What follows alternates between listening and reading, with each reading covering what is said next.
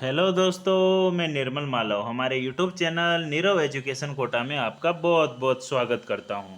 दोस्तों, हम चर्चा कर रहे थे राजस्थान के इतिहास की, और राजस्थान के इतिहास में हमने शुरुआत की थी मेवाड़ के इतिहास से। ठीक है, और मेवाड़ के इतिहास में भी हमने शुरुआत की थी गुहिल वंश की, जिसकी चर्चा हमने कंप्लीट कर चुके हैं। मेवाड़ के गुहिल वंश का हमने जो अंतिम शासक है रावल रतन सिंह, वहाँ तक कंप्लीट पढ़ चुके हैं। दोस्तों, अब हम मेवाड़ में ही गुहिल वंशों की जो अगली शाखा आती है, जिसका नाम है सिसोदिया वंश, इसकी चर्चा आज हम करने वाले हैं। तो दोस्तों, बने रहिए आप हमारे यूट्यूब चैनल के नीरव एजुकेशन कोटा के साथ, जिससे आपको महत्वपूर्ण वीडियो आपको मिलते रहेंगे। हिस्ट्री के डेली करंट अफेयर की क्लासेस लगती रहती हैं, आप ज़रूर देखा करें। और आप अगर हमारे यूट्यूब चैनल पर नए हो तो प्लीज़ इसे सब्सक्राइब जरूर कर ले, बेल आइकन को प्रेस कर ले, हमारे वीडियो को लाइक करें, शेयर करें। ठीक है दोस्तों, तो शुरुआत करते हैं आज के सिसोदिया वंश के बारे में। ठीक है दोस्तों, अब मैं आपको थोड़ा सा पहले से सिसोदिया वंश से जोड़ता हूँ कि इनकी शाखा का नाम सिसोदिया कैसे रखा गया। ठीक है, तो दोस्तों इसके बारे में थोड़ा सा परिचय है, ताकि आपको ये जो आज हम सिसोदिया वंश पढ़ेंगे उसको समझने में दिक्कत नहीं आएगी। जब तक आप पीछे के कोई भी चीज़ आप पढ़ो तो उसको पीछे की चीज़ से लिंक करके जरूर पढ़ें, ताकि आपको समझ में आ जाए कि कौन सा वंश कहाँ से शुरू हुआ है, इसके पहले क्या था, इसके बाद में अब क्या है। तो वही चीज़ मैं आपको यहाँ पर बताने वाला हूँ। तो दोस्तों, सिसोदिया वंश के बारे में मैं आपको थोड़ा सा परिचय देता हूँ कि इसका नाम सिसोदिया कैसे रखा गया। दोस्तों, जब हम मेवाड़ में गुहिल वंश पढ़ रहे थे तो आपको पता होगा, मैंने आपको एक शासक बताए थे जिनका नाम था रण सिंह। ठीक है, रण सिंह जब मेवाड़ के गुहिल वंश थे, तो इन्हीं के समय से मेवाड़ का जो गुहिल वंश है दो शाखाओं में विभाजित हुआ था, एक तो रावल शाखा और एक राणा शाखा। ठीक है, अब ये कैसे हुआ था इसकी चर्चा मैं आपको यहाँ पर 5 मिनट में इनका रिवाइज करवाता हूँ, फिर आज हम सिसोदिया वंश को कंटिन्यू करेंगे। ठीक है, तो रण सिंह के दो पुत्र थे, बड़े पुत्र सेम सिंह थे और छोटे पुत्र राहब थे। ठीक है, अब रण सिंह ने क्या हुआ कि अपना उत्तराधिकारी घोषित किया था अपने बड़े पुत्र को, सेम सिंह को घोषित कर दिया, तो नाराज हो गए थे छोटे बाबू। तो ये नाराज होकर चले गए थे। कहाँ पर चले गए थे? उदयपुर में एक गांव था जिसका नाम था सिसोदा गांव। सिसोदा गांव में जाके ये बस गए थे और वहाँ पर इन्होंने राणा शाखा की स्थापना कर दी थी। और सिसोदा गांव में रहने के कारण ही ये गोहिल वंश का नाम क्या रखा गया था? सिसोदिया वंश रखा गया था। ठीक है, अब हमने सेम सिंह के बारे में जो रावल शाखा चली थी उसको हमने कंप्लीट कर चुके हैं, जिसमें अंतिम शासक हमने रावल रतन सिंह तक पढ़ लिया है। दोस्तों, जब अलाउद्दीन खिलजी दिल्ली के शासक थे, उन्होंने चित्तौड़गढ़ के शासक थे अंतिम रावल रतन सिंह, उन पर आक्रमण किया था 1303 में, और चित्तौड़गढ़ का युद्ध हुआ था। उसमें रावल रतन सिंह पराजित हुए थे।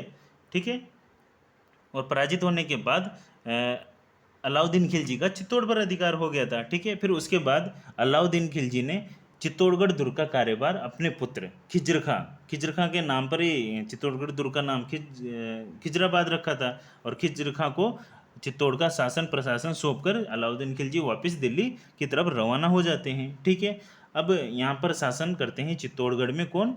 खिज्र खां, जो 1303 से 1311 तक लगभग 8 वर्ष तक ये शासन करते हैं। अब दोस्तों, जो खिज्र खां हैं, ये भी क्या चित्तौड़ का कार्यभार संभालते संभालते परेशान हो गया था। इसको जो सुविधाएं जैसे दिल्ली में ये रहा करते थे, उस समय वहाँ का क्या माहौल था, क्या क्या वहाँ के मानसून क्या था, ऋतुएं किस प्रकार की थी, वो इसको यहाँ पर एडजस्ट नहीं हो पा रही थी। तो जब खिज्र खां यहाँ के शासक थे तो उन्होंने भी सोचा कि यार यहाँ का कार्यभार किसी और को सौंप दिया जाए, अपने ही जो अंडर में जो शासक है उनको सौंप कर मैं भी वापस दिल्ली चला जाता हूँ। तो खिज्र खान ने यहाँ पर एक शासक था मूछाला मालदेव कौन था? ये था जालोर के शासक थे। ठीक है ना, जब 1311 ईस्वी की बात है, जब अलाउद्दीन खिलजी ने जालोर दुर्ग पर आक्रमण किया था, और वहाँ के शासक थे कानड़ देव चौहान। उस कानड़ देव चौहान थे ना, उसके भाई थे मूछाला मालदेव। इन्हीं मूछाला मालदेव को खिज्र खान ने चित्तौड़ का कार्यभार सौंपा, और खिज्र खां वापस कहाँ चले जाते हैं? दिल्ली चले जाते हैं। ठीक है, अब मूछाला मालदेव 1311 से 1321 तक शासक बनते हैं, कहाँ के? चित्तौड़गढ़ के। और फिर मूछाला मालदेव का 1321 में देहांत हो जाता है। फिर देहांत होने के बाद इनके पुत्र आते हैं कौन? जैसा या जय सिंह। ठीक है, ये यहाँ पर चित्तौड़ का शासक बनते हैं। ठीक है, अब दोस्तों इसके समय जैसा सिंह जब चित्तौड़ के शासक थे 1321 से 1326 तक, 5 साल तक ये शासक रहे थे। अब उस समय दोस्तों यहाँ पर जो सिसोदा शाखा थी जो राहब ने सिसोदिया साके की स्थापना की थी, वहाँ के शासक इस समय 1326 के आसपास यहाँ पर शासक थे राणा हमीर। ठीक है। अब भाई का बदला देखो, इनके वंश पर अधिकार किया कि इन्होंने मुगल इन्होंने सॉरी दिल्ली दिल्ली सल्तनत के शासकों ने अधिकार किया, इनको परेशान किया। तो राहब आएंगे, राहब का वंश आएगा, कौन? राणा हमीर, जो बदला लेगा इनसे। तो दोस्तों राणा हमीर ने जिस चित्तौड़ पर जो शासक थे जैसा सिंह, उस पर आक्रमण किया था राणा हमीर ने। कब किया था? 1326 ईस्वी में। और जैसा सिंह को यहाँ से पराजित किया था। और पराजित करने के बाद जैसा सिंह तो वापस कहाँ चले जाते हैं? दिल्ली सल्तनत चले जाते हैं। ठीक है। और राणा हमीर यहाँ पर विजय हो जाते हैं और राणा हमीर वापस पुनः मेवाड़ पर अधिकार कर लेते हैं और यहाँ पर ही सिसोदिया वंश की ये क्या करते हैं? स्थापना करते हैं। तो ये थोड़ा सा छोटा सा इंट्रोडक्शन था जिसके बारे में मैंने आपको चर्चा की। ये मैंने पिछले वीडियो में भी बताया था कि राणा हमीर आते हैं और जैसा सिंह को पराजित करते हैं 1326 ईस्वी में। और राणा हमीर ही पुनः मेवाड़ पर अधिकार कर लेते हैं और सिसोदिया वंश की स्थापना करते हैं। ठीक है दोस्तों। अब इसके बाद हम पढ़ते हैं राणा हमीर को। अब यहाँ से राणा हमीर का वास्तविक परिचय, वास्तविक इतिहास की हम चर्चा करते हैं। ठीक है। देखो राणा हमीर का मैं परिचय बताता हूँ, इनके पिताजी कौन थे, ठीक है ना, और कब ये शासक बने, ठीक है ना। तो राणा हमीर, इनके सबसे पहले मैं बात करता हूँ शासनकाल की। ये बने थे 1326 से 1364 तक, ये यहाँ पर चित्तौड़ में शासक बनते हैं। दोस्तों जब आपको पता होगा, जब अलाउद्दीन खिलजी ने चित्तौड़गढ़ दुर्ग पर आक्रमण किया था 26 अगस्त 1303 को, ठीक है ना। जब अलाउद्दीन खिलजी ने आक्रमण किया, शासक थे रावल रतन सिंह, और इनका जो इस युद्ध में साथ दिया था, देखो इनके सेनापति गोरा बादल तो थे ही सही इस युद्ध में, इसके साथ ही इनके अलावा इनके सिसोदिया ठिकाने के एक जागीरदार थे जिनका नाम था लक्ष्मण सिंह। लक्ष्मण सिंह इस युद्ध में, चित्तौड़गढ़ के युद्ध में रावल रतन सिंह का साथ दिया था। और लक्ष्मण सिंह ने नहीं, बल्कि इनके जो लक्ष्मण सिंह है ना, इनके 7 पुत्र थे। 7 पुत्र थे, लक्ष्मण सिंह के 7 पुत्र थे जिन्होंने चित्तौड़गढ़ युद्ध में रावल रतन सिंह की तरफ से ये लड़े थे। सिसोदिया ठिकाने के जागीरदार थे लक्ष्मण सिंह, जो अपने 7 पुत्र के साथ चित्तौड़गढ़ के युद्ध में रावल रतन सिंह की तरफ से लड़े थे। इसी युद्ध में लक्ष्मण सिंह और इसके 7 पुत्र ये वीरगति को प्राप्त हो जाते हैं, लेकिन केवल एक पुत्र इनका, जिनका नाम है हरि सिंह, ये जीवित बचते हैं। ठीक है ना। तो लक्ष्मण सिंह के 7 पुत्र वीरगति को प्राप्त होते हैं, सिर्फ इनमें से एक पुत्र जीवित बचता है जिसका नाम था हरि सिंह। और दोस्तों जो राणा हमीर है ना, ये हरि सिंह के ही क्या हैं? पुत्र हैं। हरि सिंह के पुत्र कौन है? राणा हमीर। अरे राणा हमीर फिर यहाँ पर शासक बनते हैं जिनका शासन काल क्या रहता है? 1326 से 1364 तक। ठीक है। तो सिसोदिया ठिकाने के जागीरदार थे लक्ष्मण सिंह जो चित्तौड़गढ़ युद्ध में अलाउद्दीन खिलजी की सेना के खिलाफ रावल रतन सिंह की तरफ से लड़े थे, और इनके पुत्र 7 वीरगति को इसमें प्राप्त हुए थे, जिसमें से केवल एक हरि सिंह बचे थे। उनका पुत्र, हरि सिंह का पुत्र था राणा हमीर फिर यहाँ पर मेवाड़ का शासक बनता है। ठीक है दोस्तों। अब आगे चलते हैं, इनके इतिहास के बारे में हम चर्चा करते हैं। ठीक है। अब यहाँ से आपका अगला सेशन, यहाँ से नया सेशन राणा हमीर के बारे में शुरू होता है। ये तो यहाँ तक इसका परिचय था। ठीक है। अब देखो राणा हमीर मेवाड़ के शासक बनते हैं। शासनकाल अभी देखा था हमने 1326 से 1364 तक। पिता कौन थे? हरि सिंह, और दादा थे कौन इनके? लक्ष्मण सिंह, क्योंकि लक्ष्मण सिंह का पुत्र हरि सिंह का पुत्र राणा हमीर। ठीक है। अब दोस्तों राणा हमीर की अगर बात करें, इनकी जानकारी जो मिलती है वो मिलती है, एक प्रशस्ति है जिसका नाम है कीर्ति स्तंभ प्रशस्ति। कीर्ति स्तंभ प्रशस्ति से किनके बारे में जानकारी मिलती है राणा हमीर के बारे में जानकारी मिलती है। अब दोस्तों क्या जानकारी मिलती है? यहाँ से इनको संज्ञा दी गई है कि इनको किन किन नामों से, किन किन उपनामों से जाना जाता है। ठीक है। कीर्ति स्तंभ प्रशस्ति में राणा हमीर को विषम घाटी पंचानन की संज्ञा दी गई है। विषम घाटी पंचानन के का मतलब है विपरीत परिस्थितियों में शेर के समान दिखाई देना। ठीक है। मतलब विपरीत परिस्थितियां, जब भी राज्य पर संकट आया तो ये शेर के समान दिखाई देता था, मतलब ये बहुत ही वीर योद्धा था। ठीक है। इसके बाद इसी प्रशस्ति में एक और उल्लेख मिलता है इसका, मेवाड़ का प्रथम उद्धारक, क्योंकि इसने मेवाड़ की वापस वो गुहिल जो जैसा को पराजित किया था, मेवाड़ में वापस इसने गुहिल वंश यानी कि सिसोदिया वंश की स्थापना की थी। इसी वजह से इसे मेवाड़ का प्रथम उद्धारक भी कहा जाता है। दोस्तों, एक इतिहासकार आए हमारे राजस्थान इतिहास के जनक, जिनका नाम है colonel James Tod. Colonel James Tod ने भी राणा हम्मीर को संज्ञा दी है प्रबल हिंदू राजा की दी है। इसके बाद एक कवि आए, जो कवि भी थे, इतिहासकार भी थे और राजा भी थे, महाराणा कुंभा, जो मेवाड़ के शासक भी रहे। ठीक है ना, इनके बारे में आगे हम अच्छे से चर्चा करेंगे। ठीक है, तो राणा कुंभा, महाराणा कुंभा, इनकी एक प्रशस्ति थी कुंभलगढ़ प्रशस्ति, जिसकी इन्होंने रचना की थी, और इनका एक ग्रंथ था रसिक प्रिया। उसमें राणा हम्मीर को इन्होंने वीर राजा की क्या दी थी, संज्ञा दी थी। दोस्तों, रसिक प्रिया की अगर मैं बात करूं तो ये जो रसिक प्रिया हैं, ये जयदेव का एक ग्रंथ है, गीत गोविंद, जिस पर इसकी टीका लिखी गई है। ठीक है दोस्तों, कीर्ति स्तंभ प्रशस्ति के बारे में मैं अगर बात करूं तो कीर्ति स्तंभ प्रशस्ति में राणा हम्मीर की जानकारी मिलती है कि इन्हें विषम घाटी पंचानन बताया गया है, मेवाड़ का प्रथम उद्धारक बताए गए हैं। दोस्तों, कीर्ति स्तंभ प्रशस्ति जो कहाँ पर स्थित है, चित्तौड़गढ़ दुर्ग में स्थित है, जिसको किसने लगवाया था, एक था जैन व्यापारी जिसका नाम था जीजा शाह। जीजा शाह ने इस कीर्ति स्तंभ प्रशस्ति को लगवाया था। और दोस्तों, कीर्ति स्तंभ प्रशस्ति का अगर आपसे लेखक पूछे तो इसके लेखक कौन है, अत्रि भट्ट और महेश भट्ट, ये दोनों ही इनके लेखक हैं। दोस्तों, आगे चलते हैं अब हम। दोस्तों, राणा हम्मीर की अगर हम बात करें तो राणा हम्मीर को जनक के रूप में भी देखा जाता है। अब किसका जनक देखा जाता है, इसकी चर्चा अब हम करते हैं। तो दोस्तों, राणा हम्मीर को राजस्थान में जनक के रूप में भी जाना गया। किसके लिए, एक इसकी जो योजना थी जिसका नाम था छापामार गुरिल्ला युद्ध पद्धति। छापामार गुरिल्ला युद्ध पद्धति के कारण राजस्थान में जनक माना जाता है राणा हम्मीर को, क्योंकि जब राणा हम्मीर सिसोदिया क्षेत्र में शासन करते थे, उस समय ये राजा भी नहीं बने थे। ठीक है ना, उस समय ये राजा भी नहीं बने थे। उस समय इनके क्षेत्रों में जो तुर्कों का आक्रमण होता था, बार बार तुर्की आक्रमण यहाँ पर आक्रमण करते थे इस क्षेत्र को जीतने के लिए, लेकिन राणा हम्मीर इनको कभी भी सफल नहीं होने देते थे। तो उनके जो भी आक्रमण होते थे, जो भी वो उपद्रव मचाते थे, उन सबको ये दबाते थे। ठीक है, उनको कभी सफल नहीं होने देते थे।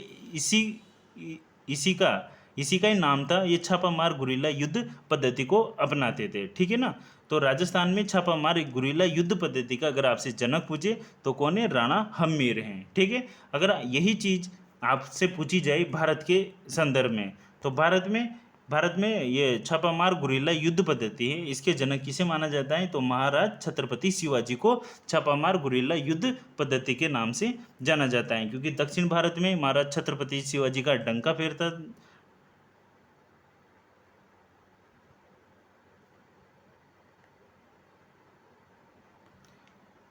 छत्रपति शिवाजी का डंका बजता था। दक्षिण भारत में छापामार गुरिल्ला पद्धति को अपनाने में महाराज छत्रपति शिवाजी का नाम फेमस था। और दोस्तों, अगर आपसे यही चीज़ पूछी जाए कि मुगलों के विरुद्ध सबसे पहले इस पद्धति को, यानी कि छापामार युद्ध पद्धति को सबसे पहले किसने अपनाया था, तो वो अपनाया था राणा उदय सिंह ने, जो मेवाड़ के शासक बनेंगे। उनकी भी चर्चा हम करेंगे। फिर मेवाड़ के जो राणा उदय सिंह है, उसके बाद इस पद्धति को अपनाया था किसने, चंद्रसेन ने, और चंद्रसेन के बाद अपनाया था महाराणा प्रताप ने। इसी वजह से चंद्रसेन को कहा जाता है प्रताप का अग्रज।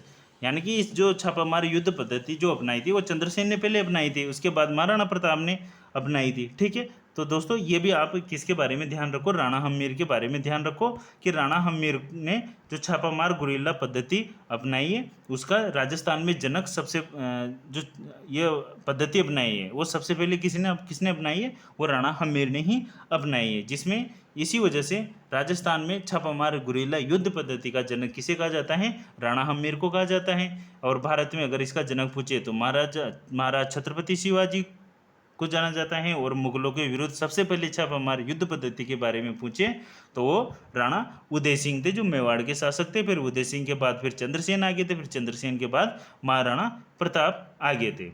अब चलते हैं आगे, चर्चा करते हैं। दोस्तों, जब मेवाड़ के शासक, यहाँ पर सिसोदिया के शासक कौन थे, राणा हम्मीर थे, तो उसके समकालीन दोस्तों दिल्ली सल्तनत में एक वंश था जिसका नाम था तुगलक वंश। दोस्तों, इससे पहले जो दिल्ली सल्तनत में आया था वो कौन सा, खिलजी वंश था, जो रावल रतन सिंह 1320 तक चला था। गुलाम वंश सबसे पहले तो आया था, देखो दिल्ली सल्तनत में सबसे पहले आया था गुलाम वंश, जो 1206 से 1290 तक चला। फिर खिलजी वंश आया था 1290 से 1320 तक खिलजी वंश चला था, ठीक है। उसके बाद अगला जो वंश आता है वो आता है तुगलक वंश। तो जब राणा हम्मीर यहाँ के शासक थे 1326 से 1364, देखो खिलजी वंश तो 1320 में समाप्त होता है और राणा हम्मीर शासक बनते 1326 में, ठीक है। तो अब इस समय जो शासक, जो दिल्ली सल्तनत में जो वंश है वो आता है तुगलक वंश, और तुगलक वंश का शासन काल है 1320 से 1414 तक, ठीक है। अब तुगलक वंश की अगर हम बात करें तो दोस्तों तुगलक वंश की जो स्थापना, जो संस्थापक है वो कौन है, वो गयासुद्दीन तुगलक हैं, ठीक है। गयासुद्दीन तुगलक, इन्होंने खिलजी वंश के जो अंतिम शासक थे खुसरो शाह, उसकी हत्या कर दी थी और फिर दिल्ली में तुगलक वंश की स्थापना किसने की थी, गयासुद्दीन तुगलक ने की थी। फिर ये 5 वर्ष तक शासक रहे थे 1320 से 1325 तक। फिर इसके बाद गयासुद्दीन तुगलक के बाद यहाँ पर जो अगले तुगलक वंश के जो शासक बने थे वो बने थे मोहम्मद बिन तुगलक, ठीक है। ये शासक बनते हैं 1325 से 1351 ईस्वी तक। तो दोस्तों जब दिल्ली सल्तनत में मोहम्मद बिन तुगलक यहाँ के शासक थे तो उस समय मेवाड़ के जो शासक थे वो थे राणा हम्मीर। अब दोस्तों वही साम्राज्य विस्तार की नीति मोहम्मद बिन तुगलक की भी वही थी। तो इन्होंने आक्रमण किया किस पर, राणा हम्मीर पर। राणा हम्मीर और मोहम्मद बिन तुगलक के बीच में एक युद्ध होता है जिसका नाम है सिंगोली का युद्ध। दोस्तों भयंकर युद्ध होता है और ये युद्ध होता है लगभग 1351 ईस्वी में। दोस्तों इस युद्ध के बारे में भी थोड़ा सा विवाद है। कोई इतिहासकार तो बताते हैं 1336 में हुआ था, लेकिन ऐसा नहीं हुआ था। मोहम्मद बिन तुगलक इस युद्ध के बाद 6 माह तक लगभग कैद में रहा था। फिर उसके बाद इनके अगले शासक आ गए थे, ठीक है ना। तो आप ये ध्यान रखिए 1351 ईस्वी में एक सिंगोली का युद्ध हुआ था। कहाँ पर, बांसवाड़ा में। उस समय बांसवाड़ा रियासत हुआ करती थी, तो ये उस क्षेत्र में यहाँ पर है सिंगोली। यहाँ पर एक युद्ध हुआ था सिंगोली का युद्ध 1351। किस किस के मध्य हुआ, राणा हम्मीर और मोहम्मद बिन तुगलक जो दिल्ली सल्तनत के शासक थे। इनका शासनकाल था 1325 से 1351। दोस्तों इस युद्ध में मोहम्मद बिन तुगलक पराजित होते हैं और फिर राणा हम्मीर यहाँ पर विजय होते हैं। और फिर मोहम्मद बिन तुगलक को राणा हम्मीर ने क्या कर लिया था, कैद कर लिया था। लगभग 6 माह तक कैद कर लिया था। जब तक कैद रखा है इसको, जब तक इन दिल्ली सल्तनत के अधीन जो क्षेत्र थे राजस्थान के, जैसे अजमेर, रणथंभौर, नागौर, इनको जब तक इन्होंने आज़ाद नहीं किया था मोहम्मद बिन तुगलक ने, जब तक इसको कैद में रखा था। लगभग 6 माह तक इसको कैद में रखा था, फिर इसके बाद इसको रिहा कर दिया था। तो दोस्तों इसका भी ध्यान रखिए, सिंगोली का युद्ध का भी। तो सिंगोली का युद्ध कब हुआ था, 1351 ईस्वी में हुआ था, ठीक है। और ये कहाँ पर पड़ता है सिंगोली, ये बांसवाड़ा रियासत में था और 1351 में हुआ था, ठीक है। दोस्तों अपने इतिहास में एक और युद्ध आता है जिसका नाम है घिंगोली का युद्ध। दोनों में कन्फ्यूजन मत होना। सिंगोली का युद्ध राणा हमीर और मोहम्मद बिन तुगलक, और घिंगोली का युद्ध 1807 में हुआ था प्रबत्सर नागौर में, ठीक है। किन किन के मध्य हुआ था, मानसिंह राठौड़ द्वितीय और कछवा वंश के शासक थे जगत सिंह द्वितीय, उनके मध्य हुआ था कृष्णा कुमारी विवाद के समय, ठीक है ना। तो आप ये ध्यान रखें। तो सिंगोली का युद्ध राणा हम्मीर और मोहम्मद बिन तुगलक के मध्य हुआ था, जिसमें मोहम्मद बिन तुगलक पराजित हुए थे और राणा हम्मीर यहाँ पर विजय हुए थे, ठीक है।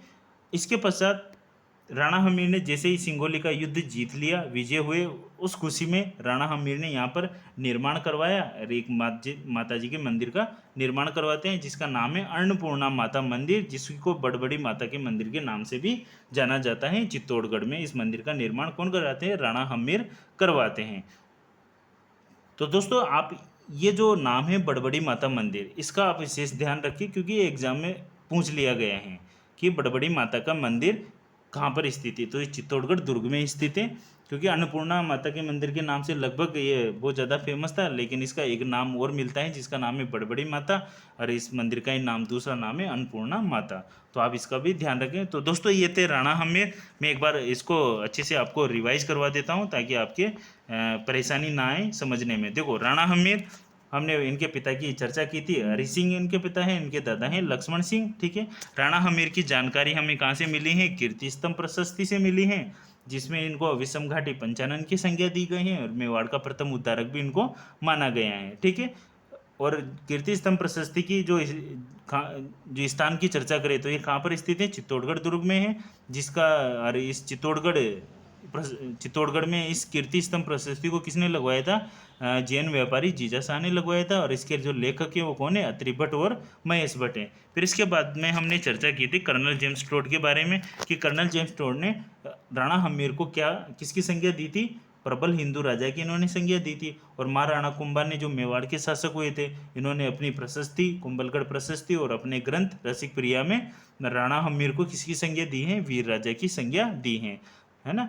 अब इसके बाद हम बात करते हैं राणा हम्मीर की। तो राणा हम्मीर को छापामार गुरिल्ला युद्ध पद्धति अपनाने की वजह से इसमें राजस्थान का इसे क्या कहा जाता है? छापामार युद्ध गुरिल्ला पद्धति का जनक भी इसे राणा हम्मीर को कहा जाता है। और भारत में छापामार युद्ध पद्धति के जनक इसे माना जाता है महाराज छत्रपति शिवाजी को माना जाता है। और मुगलों के विरुद्ध सबसे पहले छापामार गुरिल्ला युद्ध पद्धति की जो सबसे पहले अपनाई थी वो किसने अपनाई थी? उदय सिंह ने, उसके बाद चंद्रसेन ने, फिर उसके बाद महाराणा प्रताप ने। इसके आगे फिर हमने देखा कि मेवाड़ के समय मेवाड़ या सिसोदिया वंश का शासक जब राणा हम्मीर थे तो उस समय दिल्ली सल्तनत में तुगलक वंश चल रहा था। और तुगलक वंश के जो संस्थापक थे वो गयासुद्दीन तुगलक थे और उनके पुत्र थे मोहम्मद बिन तुगलक, जिन्होंने किस पर आक्रमण किया था? राणा हम्मीर पर आक्रमण किया था। और सीधा सीधा एक बार एग्जाम में ये भी प्रश्न पूछा गया था कि राणा हम्मीर के समकालीन दिल्ली सल्तनत के शासक कौन थे? तो कौन थे? मोहम्मद बिन तुगलक थे। और ये भी पूछ लिया गया है कि राणा हम्मीर के समय दिल्ली पर कौन सा वंश था? तो वो था तुगलक वंश। 5 वंश आए थे, ठीक है ना। तो ये तीसरा वंश यहाँ पर चल रहा है, तुगलक वंश। और दोस्तों पांचों वंश में जो आए थे दिल्ली की सल्तनत में, उसमें सबसे ज़्यादा शासन तुगलक वंश ने किया है, लगभग 94 ईयर्स, यानी कि 94 सालों तक सबसे ज़्यादा शासन तुगलक वंश ने किया है, ठीक है। फिर यहाँ पर राणा हम्मीर और मोहम्मद बिन तुगलक के मध्य यहाँ पर एक युद्ध होता है 1351 ईस्वी में, जिसका नाम है सिंगोली का युद्ध, ठीक है। अब सिंगोली के युद्ध में राणा हम्मीर विजय होते हैं और मोहम्मद बिन तुगलक यहाँ पर पराजित होते हैं, इसको कैद कर लेते हैं, ठीक है। और दिल्ली सल्तनत के अधीन जो राजस्थान इनके क्षेत्र थे उनको आज़ाद करवाते हैं कौन? राणा हम्मीर। और फिर इसी की युद्ध की जीत की खुशी में राणा हम्मीर निर्माण करवाते हैं किसका? अन्नपूर्ण माता या बड़बड़ी माता के मंदिर का निर्माण चित्तौड़गढ़ दुर्ग में इस माता के मंदिर का निर्माण करवाते हैं। अब दोस्तों इनके बाद जो अगले आते हैं उनकी चर्चा हम करते हैं राणा खेता की। राणा खेता की अगर हम राणा खेता की चर्चा करें तो राणा खेता अब अगले शासक बनते हैं, तो इनकी चर्चा करते हैं। राणा खेता की अगर हम बात करें तो इनका जो शासनकाल था वो था 1364 से 1382 ईस्वी तक, ठीक है। यही इनके पिता कौन थे? राणा हम्मीर थे, जिनकी चर्चा अभी हमने हाल ही में कर ली है। अब शासक बनते हैं सिसोदिया वंश के अगले शासक है राणा खेता, 1364 से 1382 इनका शासनकाल रहता है। अब दोस्तों इन्होंने राणा खेता ने एक योजना बनाई थी, इन्होंने चाहा कि क्यों नहीं मैं अपने साम्राज्य का विस्तार करूं। तो दोस्तों इन्होंने अपने साम्राज्य का विस्तार किया और विस्तार में इन्होंने देखा कि जो इनका जो क्षेत्र था मेवाड़, इन्होंने जो इसके आसपास के जितने भी क्षेत्र थे उनको इन्होंने जीतने की कोशिश की। और लगभग इन्होंने कुछ युद्ध में इनको सफलता भी हासिल मिली, ठीक है।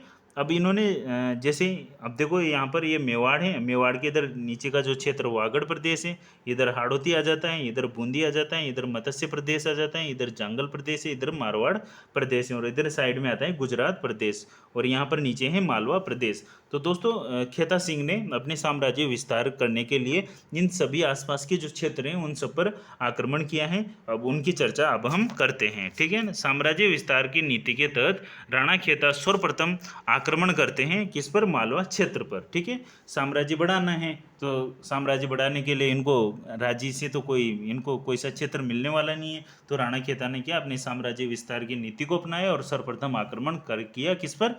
मालवा क्षेत्र पर। दोस्तों जब राणा खेता यहाँ पर मेवाड़ के शासक थे तो उस समय मालवा के शासक थे कौन? दिलावर खां गोरी। दिलावर खां गोरी पर राणा खेता ने आक्रमण किया और दिलावर खां गोरी को कर दिया इन्होंने पराजित कर दिया। और यहाँ से ही एक संघर्ष की शुरुआत हुई जिसका नाम है मेवाड़ मालवा संघर्ष। और दोस्तों यहाँ से हमेशा पेपर में प्रश्न बनता है कि मेवाड़ मालवा संघर्ष की शुरुआत किस शासक के समय से मानी जाती है? तो किस शासक के समय से मानी जाती है? राणा खेता के समय से मेवाड़ मालवा संघर्ष की शुरुआत मानी जाती है। तो राणा खेता ने मालवा के शासक दिलावर खां गोरी को पराजित किया। मालवा के शासक थे और इनको पराजित किया और यहाँ से संघर्ष की शुरुआत होती है जिसे जाना जाता है मेवाड़ मालवा संघर्ष, जिसकी शुरुआत राणा खेता के समय से हुई है। यहाँ से जीतने के बाद फिर ये आगे बढ़ते हैं कौन? राणा खेता। जैसे आगे बढ़ते हैं तो इनका एक क्षेत्र और आता है गुजरात में। गुजरात में एक क्षेत्र है जिसका नाम है ईडर। ईडर क्षेत्र गुजरात पर राणा खेता क्या करते हैं, आक्रमण करते हैं और ईडर गुजरात के क्षेत्र के यहाँ के शासक है रणमल। रणमल को भी पराजित करते हैं और यहाँ पर भी अपना अधिकार कर लेते हैं। फिर राणा खेता जीतते जाते हैं, आगे बढ़ते जाते हैं। फिर आगे बढ़े तो आगे इनके पास एक क्षेत्र आता है बदनौर। बदनौर कहाँ पड़ता है, भीलवाड़ा में और अजमेर। दो क्षेत्र आते हैं, यहाँ पर भी ये आक्रमण करते हैं। कौन, राणा खेता। और यहाँ पर बदनौर, भीलवाड़ा और अजमेर में यहाँ पर शासन था मेर जाति का, मेरों का यहाँ पर शासन था।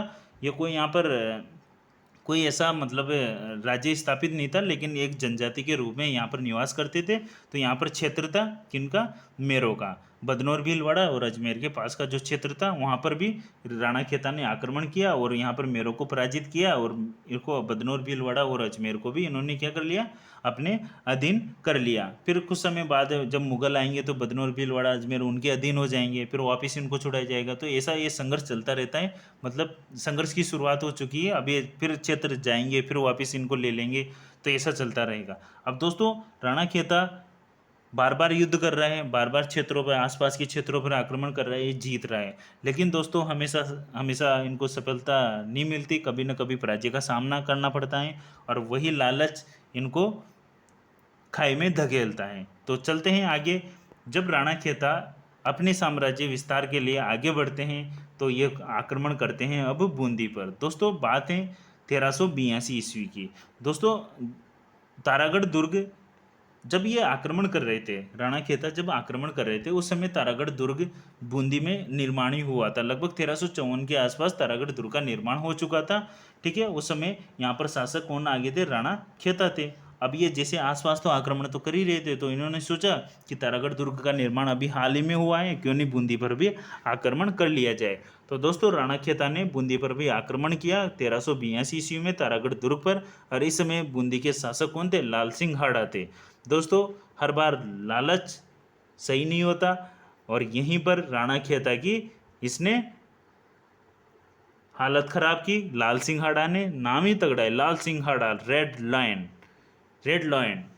राणा खेता को इन्होंने क्या कर दिया, पराजित किया और लाल सिंह हाड़ा यहाँ पर विजय होते हैं और राणा खेता यहाँ पर पराजित होते हैं और इनकी इस युद्ध में हत्या भी कर दी जाती है। तो दोस्तों यहाँ पर ये पराजित होते हैं और अब इसके बाद इनके शासक, अगले शासक जो आते हैं वो आते हैं राणा लाखा। अब राणा लाखा को इस बात का जब एहसास होता है कि मेरे पिता जो राणा खेता थे उन्होंने बूंदी पर आक्रमण किया था, जीत नहीं पाए थे, उसका बदला मैं पूरा करूंगा। तो दोस्तों राणा लाखा कसम भी खाते हैं कि मैं जब तक तारागढ़ दुर्ग को नहीं जीत लेता, जब तक मैं राजगद्दी पर नहीं बैठूंगा। दोस्तों बहुत बड़ी कसम खाई थी इन्होंने, उसकी चर्चा हम अगले सेशन में करेंगे। तब तक के लिए आज का वीडियो यहीं तक, राणा खेता तक आज हमने पढ़ा। इसके बाद अब हम अगली चर्चा करेंगे अगले वीडियो में। तब तक आप सभी लोगों को धन्यवाद। अगर आपको वीडियो पसंद आया हो तो प्लीज़ इसे शेयर करें, लाइक करें और अगर आप हमारे यूट्यूब चैनल पर नए हो तो प्लीज़ इसे सब्सक्राइब जरूर कर लें। मिलते हैं अगले सेशन में, तब तक के लिए धन्यवाद। Thank you so much.